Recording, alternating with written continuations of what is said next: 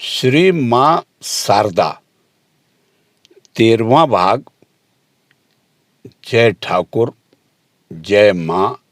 ओम शिव शिव शिव। उस समय श्री माँ लगभग 3 वर्ष तक जयराम बाटी और कामार पुकुर में रही थी। इसी समय की बात है। एक दिन माताजी कामार पुकुर से जयराम बाटी आ रही थी। उनके साथ कपड़े की पोटली लेकर बालक शिबू, श्री रामकृष्ण देव का भतीजा शिवराम, चल रहा था। जयराम बाटी के समीप पहुंचते ही धुन में आकर शिवराम अकस्मात मैदान में खड़ा हो गया। उसके पैरों की आहट न पाकर पीछे की ओर फिरकर श्री माँ ने देखा कि शिवराम चुपचाप खड़ा है। अरे शिबू, तू खड़ा क्यों है? आ, चले आ। श्री माँ ने उसे आवाज दी। फिर भी शिवराम उसी प्रकार खड़ा रहा। इधर दिन डूबता देख श्री माँ उसके पास जाकर पुनः उससे चलने के लिए बोली। तब उसने कहा, एक बात बता सकती हो तभी मैं साथ चलूंगा। श्री माँ ने पूछा, कौन सी बात रे? शिवराम बोला, तुम कौन हो, बता सकती हो? श्री माँ ने कहा, अरे मैं और कौन हूं, मैं तो तेरी चाची हूं। तो जाओ, यह तो घर के पास आ गई हो, मैं अब नहीं जाऊंगा। यह कहकर वह उस निर्जन मैदान में चुपचाप खड़ा रहा। श्री माँ चिंतित होकर कहने लगी, अरे देख भला, मैं और कौन हूं रे? मैं मनुष्य हूं, तेरी चाची हूं। ठीक है, तो तुम जाओ ना। शिवराम ने जिद पकड़ी। बाध्य होकर तब श्री माँ को कहने पड़ा, लोग कहते हैं काली। शिवराम ने फिर पूछा, काली ना, सच? श्री माँ बोली, हाँ। तब खुश होकर शिवराम ने कहा, अच्छा अब चलो। अपने स्वरूप के संबंध में श्री माँ की इस प्रकार की उक्ति कदाचित ही सुनने को मिलती थी। भक्तों के विशेष आग्रह से बंगला सन 1300 के आषाढ़ महीने में श्री माँ कलकत्ते पधारी। इस बार भी बेलुड़ में गंगा जी के तट पर नीलांबर बाबू के किराए के मकान में उनके रहने की व्यवस्था भक्तों ने की थी। यहीं पर श्री माँ ने पंचतपा का अनुष्ठान किया। श्री रामकृष्ण देव के लीला संवरण के कुछ समय बाद से ही एक दाढ़ी वाले सन्यासी मूर्ति से श्री माँ को पंचतपा करने के लिए बार बार प्रेरणा मिलती रही। श्री रामकृष्ण देव के देहावसान के अनंतर वृंदावन इत्यादि तीर्थ स्थानों में कुछ दिन निवास करके जब श्री माँ कामार पुकुर आई, उस समय वे बहुधा इन्हीं चक्षुओं से एक गेरुआ वसंतधारिणी, रूक्ष केशी, गले में रुद्राक्ष की माला पहने हुई 11-12 वर्ष की एक देवी मूर्ति देख पाती थी और उन्हें ऐसा प्रतीत होता था कि वह मूर्ति कभी उनके सामने और कभी पीछे साथ साथ घूम रही है, मानो उनके ही हृदय स्थित वैराग्य ने कुमारी देवी का रूप धारण किया है। इस प्रकार एक साथ उन दोनों मूर्तियों के दर्शन से श्री माँ के हृदय में पंच तपा का अनुष्ठान करने की प्रेरणा हुई। बेलूड़ में रहते समय हृदय में पंच तपा करने की इच्छा बलवती होने के कारण योगीन माँ से उन्होंने सब बातें प्रकट की। योगीन माँ भी आग्रह पूर्वक बोली, अच्छी बात है माँ, मैं भी करूंगी। छत पर मिट्टी डालकर वहां पंचतपा का आयोजन किया गया। इस संबंध में श्री माँ ने कहा था, मैं उस समय बेलूड़ में नीलांबर बाबू के मकान में रहती थी। चारों ओर उपले की आग और ऊपर सूर्य का प्रखर तेज। सवेरे जब मैं नहा धोकर वहां पहुंची, उस समय आग खूब धधक रही थी। देखकर पहले मुझे डर लगा कि कैसे मैं उसके अंदर जाकर सूर्यास्त तक वहां बैठी रहूंगी। फिर जब मैं ठाकुर का नाम लेकर उसमें गई, तब मुझे आग की कोई गर्मी नहीं मालूम हुई। 7 दिन तक इसी प्रकार मैंने अनुष्ठान किया, पर मेरे शरीर का रंग झुलसकर काला पड़ गया। इसके बाद फिर उस सन्यासी को मैंने कभी नहीं देखा। योगिनी कुमारी देवी भी फिर उन्हें दिखाई नहीं दी। उनके हृदय का दाह भी शुभ्र शांति की अपूर्व स्निग्धता में परिणत हुआ। इसी समय श्री माँ को एक और अद्भुत दर्शन मिला। उसने एक ओर जिस प्रकार श्री रामकृष्ण देव की लीला का पूर्ण माधुर्य और तात्पर्य उनके हृदय पटल पर दृढ़ रूप से अंकित कर दिया,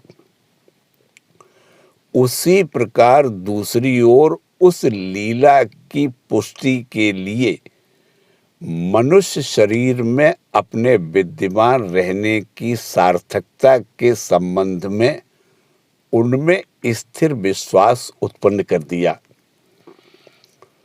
उक्त उद्यान भवन के सामने से ही करुणा विगलित जाह्नवी प्रवाहित होती है। उस दिन पूर्णिमा थी। बगीचे में कुछ देर तक टहलने के बाद श्री माँ गंगा जी की ओर मुंह करके सीढ़ी पर बैठी हुई थी। गंगा के रजत वक्ष पर मृदु मंद कंपन हो रहा था। मुग्ध होकर श्री माँ उस अपूर्व सौंदर्य माधुरी का अवलोकन कर रही थी। अकस्मात उन्होंने देखा कि पीछे की ओर से श्री रामकृष्ण देव आकर अत्यंत शीघ्रता से गंगा जी में उतर गए और तत्काल ही उनका शरीर गंगा जी में मिल गया। रोमांचित होकर वे देखने लगी कि ठाकुर गंगा जी के साथ मिलकर एक हो गए। इसी समय कहीं से स्वामी विवेकानंद आकर जय रामकृष्ण उच्चारण करते हुए उस गंगा जल को दोनों हाथों से असंख्य लोगों के मस्तकों पर छिड़कने लगे और उस ब्रह्मबारी के स्पर्श से सब कोई उसी समय मुक्त होने लगे। श्री रामकृष्ण देव ने मुक्त बारी का रूप धारण किया था। इस दर्शन का श्री माँ के हृदय पर ऐसा गहरा असर हुआ कि कई दिन तक वे गंगा जी में नहीं उतरी। कहती, यह तो ठाकुर की देह है, कैसे इसमें पैर रखूं? उस समय किसी एकादशी के दिन श्री माँ के दर्शन के निमित्त श्री रामकृष्ण देव के अकिंचन भक्त नाग महाशय वहां पहुंचे। काशीपुर में श्री रामकृष्ण देव जब अंतिम रोग शैया पर थे, उस समय की किसी घटना का उल्लेख कर नाग महाशय की भक्ति के बारे में श्री माँ ने कहा था, उस समय आंवले के दिन नहीं थे, पर एक दिन ठाकुर ने आंवला खाने की इच्छा प्रकट की। दुर्गाचरण अर्थात नाग महाशय 3 दिन तक इधर उधर ढूंढकर कहीं से 2-3 आंवले लेकर उपस्थित हुए। आंवले देखने में अच्छे बड़े थे। 3 दिन तक उसने न भोजन किया न नींद ली।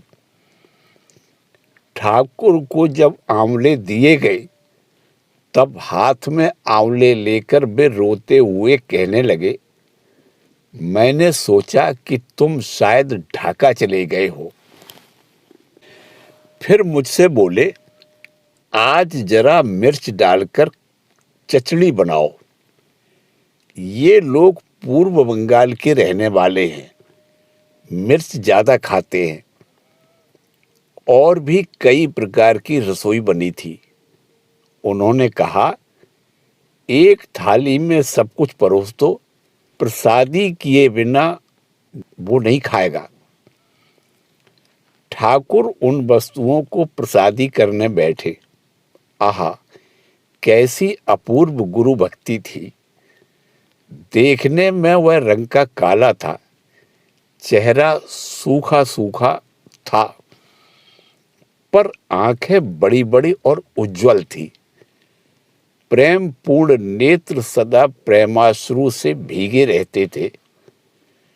इतने तो भक्त आते हैं, पर उसकी जैसी भक्ति और किसी में मैंने नहीं देखी। ऐसे परम भक्त नाग महाशय श्री माँ के दर्शन के लिए नीलांबर बाबू के मकान में उपस्थित हुए। उस समय किसी भी पुरुष को श्री माँ का साक्षात दर्शन नहीं मिलता था। भक्तगण सीढ़ी पर मस्तक रखकर प्रणाम करते थे और उस समय माँ के समीप रहने वाली सेविका जब उनके नाम बतलाती तब उसी के द्वारा श्री माँ उन्हें आशीर्वाद प्रदान करती थी। उस दिन नाग महाशय सीढ़ी पर जोर जोर से माथा ठोकने लगे और व्याकुल हो रोने लगे।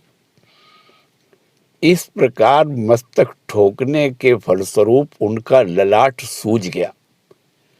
आंसुओं से दृष्टि अवरुद्ध हो गई। उनके मुख से केवल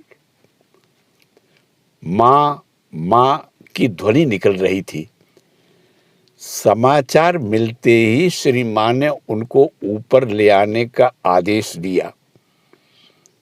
भावाविष्ट होने के कारण नाग महाशय का सर्वांग कांप रहा था। उनमें चलने की शक्ति नहीं रही थी। पैर इतस्ता पड़ रहे थे। श्री माँ स्नेह के साथ उनके शरीर पर हाथ फेरने लगी। श्री माँ के पुनीत स्पर्श से उनका मन क्रमशः सहज भूमि पर आया। तब माँ उन्हें छोटे बच्चे की तरह अपने हाथ से प्रसाद खिलाने लगी। आनंद में विभोर होकर वे कहने लगे, बाप से माँ अधिक दयालु है, बाप से माँ अधिक दयालु है। श्री माँ के चरणों में साष्टांग दंडवत कर नीचे उतरते समय कहने लगे, ना हम, तू ही, मैं नहीं, तुम। किसी समय श्री माँ ने नाग महाशय को एक वस्त्र दिया था। उस वस्त्र को माँ का प्रसाद मानकर वे सर्वदा अपने मस्तक पर लपेटे रहते थे, पहनते नहीं थे। श्री माँ जब बाग बाजार के गोदाम वाले मकान में थी, उस समय की घटना है। एक दिन श्री माँ ने पत्तल पर प्रसाद रखकर उसे नाग महाशय को देने के लिए भेजा। उनकी ऐसी गहरी भक्ति थी कि उन्होंने पत्तल तक खा डाली। श्री माँ के हाथ के पुनीत स्पर्श से उनकी दृष्टि में वह पत्तल भी महापवित्र महाप्रसाद बन चुकी थी। नाग महाशय की इस प्रकार अद्भुत भक्ति थी। वे श्री माँ को मानव देह में साक्षात जगत जननी के रूप में देखते थे। साध्य रूपिणी श्री शारदा देवी कठोर तपश्चर्या एवं आत्मानंद की प्रशांति में कुछ महीने बेलूड़ में व्यतीत कर कुछ दिन के लिए जयराम बाटी आई। इधर भक्त प्रवर बलराम बाबू की धर्मपत्नी अपनी प्रिय पुत्री भुवन मोहिनी की अकाल मृत्यु से अत्यंत शोकातुरा होकर बीमारी से मृतप्राय हो उठी। उनके आत्मीय उन्हें जलवायु बदलने के लिए अन्यत्र भेजना चाहते थे, किंतु उन्होंने यह अभिप्राय प्रकट किया कि श्री माँ को साथ लिए बिना वे कहीं भी जाने को तैयार नहीं है। बलराम बाबू ने पूर्ण रूप से युगावतार के चरणों में आत्मसमर्पण किया था।